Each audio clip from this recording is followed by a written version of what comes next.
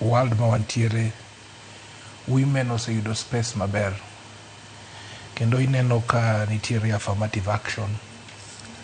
To chutho ng'ama nokelo wach mar affirmative action though ni no flop at that time nen Phoebe Asiyo. Waneno gik mosetimo kendo wawinjo sigande mang'eny nikech ndalo manotiyo thoth wane pod watindo ahinya, but legacy mare is also outlive our age, kendo en gima pod biro dhi mbele nyaka sama ineno koro koike. Gima wanyalo wacho ni mabeyo mitimo kawuono kata thoni ok nyal tieko, kendo inyalo neno kata maendeleo ya wanawake sani ka chakore gi kuma nochake, kuma Phoebe Asiyo gini nochake nyaka kuma intie sani, iseneno the strides mobedo made. Koro my plea to the women, especially with regards to affirmative action masane wan godo, ni the affirmative action okel mar ng'iyo ni miyo bende duonde nyalo winji. To sami winjo duondi no, nyaka bende ensure ni you are above bar. Ma bedo ni kanyo is not only ni in ng'ama miyo. Bedo ni kanyo ningo bed ni kelo lokruok, makata kopo ni ya kanyo, ji ok regret ni kata noyier ng'ama dichuo.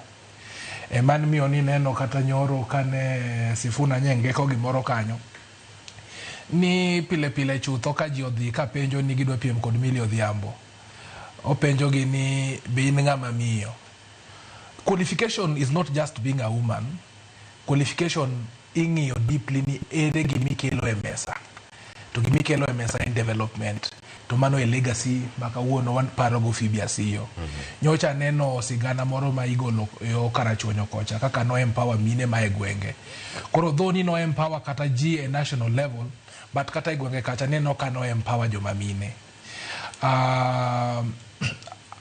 The last thing madwa wacho ni sani pod wan gi gender crisis e National Assembly.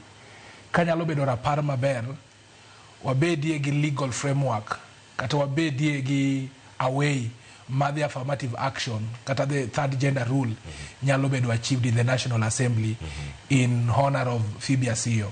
But mogik adwa kawo kuyo na makende mar chiwo ni anyuola mar Phoebe Asiyo, sana to wuode mang'eyo ma tiyo Victory Farm, the Chief Development Officer Sisa Asiyo. Nomi aneno Mama Phoebe Asiyo, I think 2 years ago, kane gibiro Victoria Sands Lodge, and I had a brief interaction with Phoebe Asiyo. Kora agoyo mos sana ne familia, agoyo mos sana ne jo Homa Bay County te, kendo agoyo mos ne jo Kenya mowinjo mama mara uma.